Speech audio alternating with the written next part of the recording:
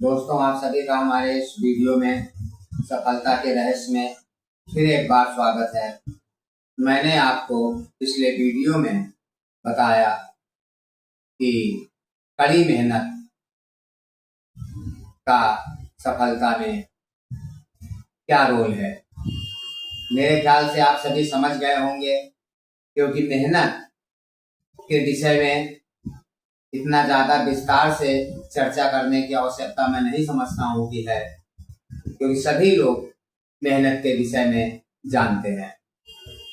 तो पिछले वीडियो में फिर भी मैंने मेहनत के विषय में जो भी बातें आपको बताई आप लोग समझ चुके होंगे।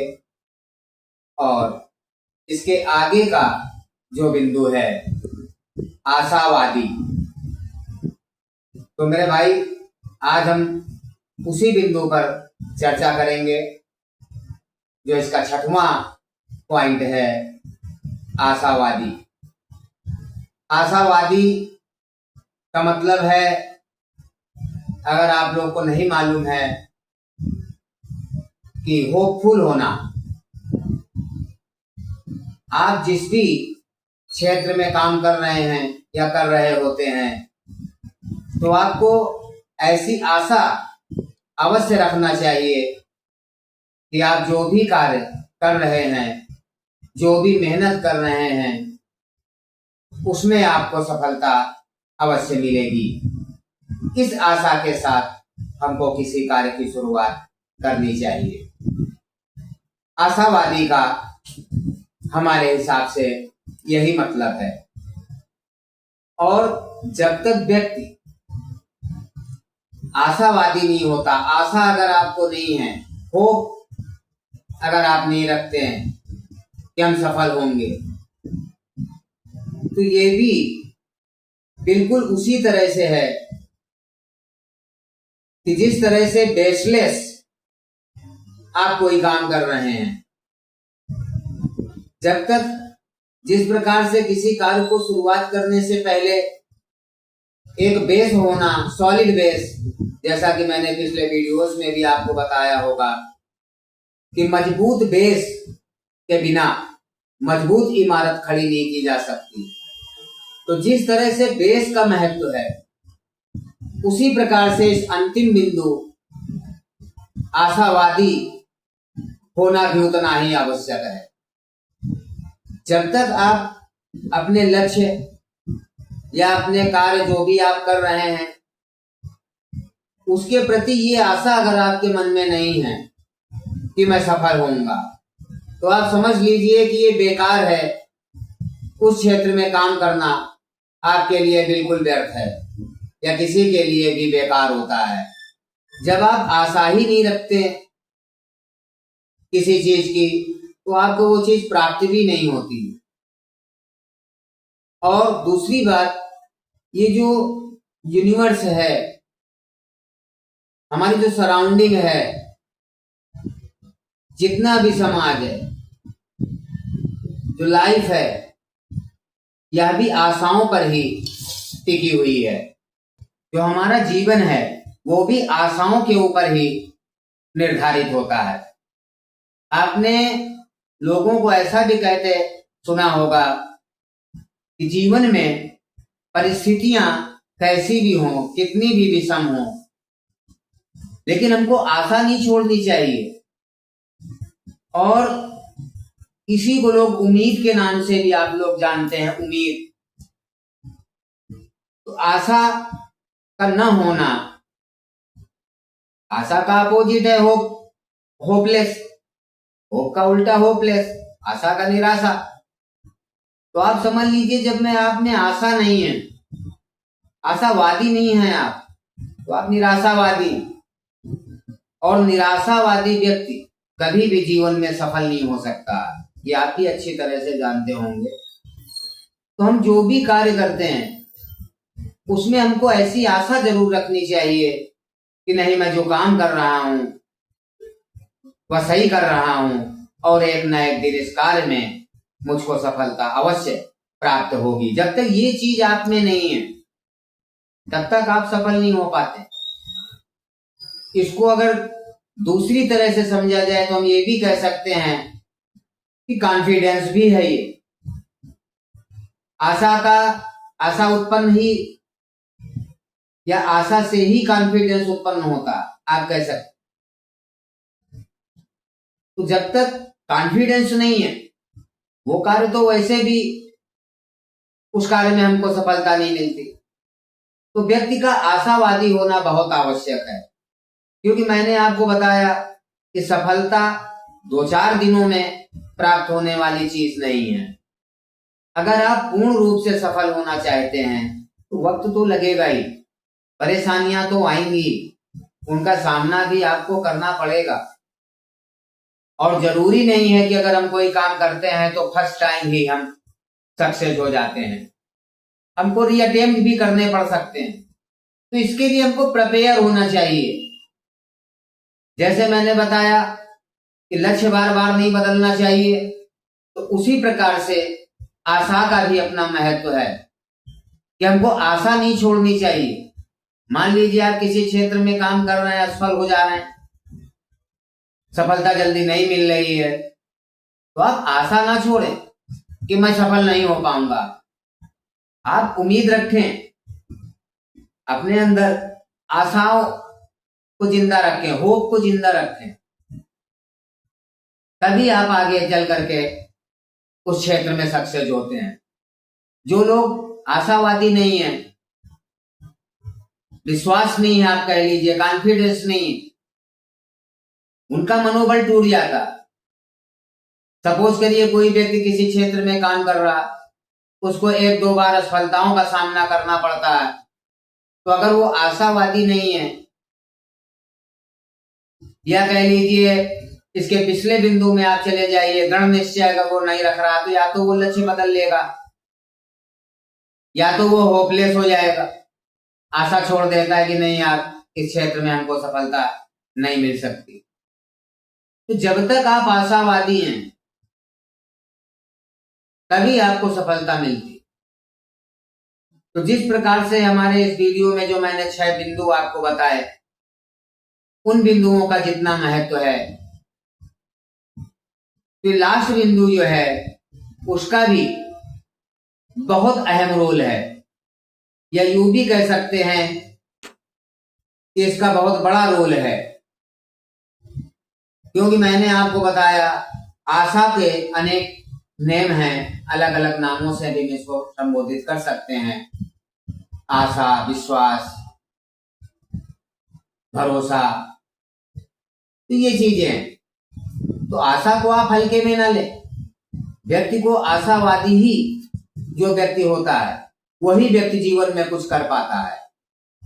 इसका एग्जाम्पल मैं आपको एक छोटी सी चीज से मैं देना चाहता हूं। यहाँ पर आपने भी ये चीजें सुनी होंगी, अगर पढ़े लिखे हैं तो बुक्स वगैरह में भी इस तरह की कहानियों में भी आपने पढ़ा होगा कि जैसे चींटी किसी भोजन के टुकड़े को आपने देखा होगा, अपने खाने की वस्तुओं को अगर उठाने का प्रयास करती, आपने देखा होगा कई बार वो असफल होती, लेकिन चींटी बार बार घूम करके उसको प्रयास को बंद नहीं करती, अगेन एंड अगेन ट्राई करती रहती है। इसका क्या कारण है? यानी वो छोटा सा जीव यानी चींटी, उसको आशा है कि अगर हम बार बार प्रयास करेंगे तो एक ना एक बार हम इसको उठा लेंगे, सफलता हमको अवश्य प्राप्त हो जाएगी। और आप ये भी देखिए कि अंत में वो सफल भी हो जाती। तो जो रीट्राई करने की क्षमता रखता है, और ये क्षमता आशावादी होने से ही उत्पन्न होती है। अदरवाइज मैंने आपको बताया कि ज्यादातर जो लोग होते हैं वो कुछ दिनों तक किसी क्षेत्र में काम करते हैं, और जब उनको असफलता हाथ लगने लगती है या सफलता नहीं प्राप्त होती है, तो या तो वो अपना लक्ष्य बदल लेते हैं या आशा छोड़ देते हैं। दोनों बात एक ही है। आप आशा छोड़ देंगे तो भी आप अपना लक्ष्य परिवर्तित करने के अलावा आपके पास कोई रास्ता यहाँ पर नहीं बचता। तो अगर देखा जाए तो ये जो लास्ट बिंदु है आशावादी, यह सभी बिंदुओं से कनेक्टेड है। हमारे जो पिछले 6 बिंदु 5 बिंदु हैं, यह भी इसी से जुड़े हैं। मेहनत, इसके पहले आपने बिंदु में देखा कड़ी मेहनत, वह भी इसी से जुड़ी है। अगर आशा है तो आप बार बार मेहनत करेंगे, और जब आशा ही व्यक्ति छोड़ देगा, वो मेहनत करना भी छोड़ देगा और लक्ष्य परिवर्तित कर लेगा, तब भी आपको सफलता प्राप्त नहीं होती। तो आशावादी होना अत्यंत आवश्यक है अगर आप सफलता को प्राप्त करना चाहते हैं। आपने ये भी देखा होगा, हर चीज में अगर कभी आप देख लीजिए, अपने आसपास समाज में किसी के ऊपर अगर कोई बड़ा संकट आ जाता है, या मान लीजिए बड़ा नुकसान हो जाता है, तो उसको लोग, जो उसके जुड़े हुए लोग होते हैं, हितैषी, जो उसका भला चाहते हैं, तो आपने देखा होगा वो उसको क्या समझाते हैं, यही समझाते हैं कि आशा रखो, उम्मीद रखो यार, दोबारा ठीक हो जाएगा। तो ये आशा वो टॉनिक है जो हमको रीस्टैंड करने की पावर देता है। अगर ये टॉनिक आपके पास नहीं है तो आप किसी भी क्षेत्र में सफल नहीं हो सकते हैं। जिस प्रकार से बीमारी से लड़ने के लिए हमको दवाई की जरूरत पड़ती है, शक्ति प्रदान करने के लिए, प्राप्त करने के लिए हमको किसी टॉनिक की जरूरत मान लीजिए पड़ती है। कोई बीमार व्यक्ति है तो डॉक्टर उसको टॉनिक लिखता है और वो टॉनिक पीता है, रिकवर कर लेता है। तो वही चीज आशा है। जिस व्यक्ति के पास ये टॉनिक नहीं, वो व्यक्ति रिकवर करने की क्षमता नहीं रखता। और मैंने आपको यही बताया, आप किसी भी क्षेत्र में काम करें, परेशानियां, संकट, रुकावटें ये आना स्वाभाविक है, और जब आएंगे तो आप टूट जाएंगे, या टूट जाते हैं मोस्टली लोग। 100 में मैंने आपको बताया 90% लोग तो टूट ही जाते हैं। तभी आज समाज में अगर देखा जाए तो सफल लोगों की संख्या कम होती है। उसका यही कारण है कि उन्होंने इन 6 बिंदुओं का पालन नहीं किया, और अगर किया भी तो जो लास्ट बिंदु है आशावादी, इसका पालन फिर नहीं किया। क्योंकि ये टॉनिक जिस व्यक्ति के पास है, मैंने आपको बताया, मैं इसको टॉनिक से संबोधित कर रहा हूं इसको, कि अगर ये टॉनिक उसके पास नहीं है तो उसको टूटना ही है। वो टूट जाएगा और अपने लक्ष्य को बदल लेगा, या लक्ष्य से पीछे हट जाएगा। वो यह भी समझने लग जाता है कि नहीं, ये काम मेरे बस का नहीं है और ये काम मुझसे नहीं होगा, बिकॉज ही इज होपलेस व्यक्ति है। और मैंने एक चीज और भी आपको बताई अपने वीडियोस में, जो पिछले वीडियोस हैं, कि हमारी जो सराउंडिंग है ये हमको कमजोर करने का कार्य इसी का है। जब आपके सामने असफलताएं आती हैं, आप लोगों से चर्चाएं करते हैं, तो उसमें मोस्टली लोग आपको समझाने का ये प्रयास करने लग जाते हैं कि नहीं यार, ये काम बहुत कठिन है, ये काम तुमको करना ही नहीं चाहिए था। यानी नेगेटिव थॉट्स आपके माइंड में डालने स्टार्ट कर देंगे। तो मेरे भाई, और जिस व्यक्ति के पास ये टॉनिक है, यानी आशावादी है, वो व्यक्ति किसी से चर्चा नहीं करेगा। मैंने आपको बताया, वह व्यक्ति अपनी कमियों के ऊपर चिंतन करेगा कि क्या ऐसा कारण है जिससे मैं बार बार असफल हो रहा हूं। और एक टाइम आएगा, अगर उसमें आशा है रीट्राई के बाद, कि वह व्यक्ति चींटी की तरह से सक्सेस हो जाएगा, वह भी अपने मकसद या अपने एम को अचीव कर लेता है। तो ये तभी पॉसिबल है जब आप आशावादी हैं। जो लोग आशावादी नहीं हैं, वो लोग कभी जीवन में लंबी उड़ान नहीं भर सकते हैं। क्योंकि मैंने बताया, असफलताओं का डर व्यक्ति में पहले से भरा होता है, और उसका कारण हमारे अपने सगे संबंधी, हमारी सराउंडिंग, हमारी फ्रेंड सर्किल, यही सब होती है जो हमारे अंदर निगेटिविटी या निगेटिव थॉट्स को अधिक मात्रा में डालने का प्रयास करती है।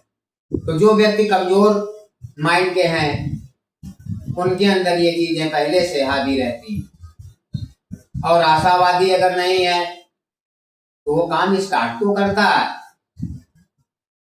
वो भी दूसरों को देख करके। मैंने बताया मोस्टली आज ये भी आप चेक कर लें कि ज्यादातर जो गेम चुनते हैं लोग वो दूसरों को देख करके अपने लक्ष्य का चुनाव करते हैं।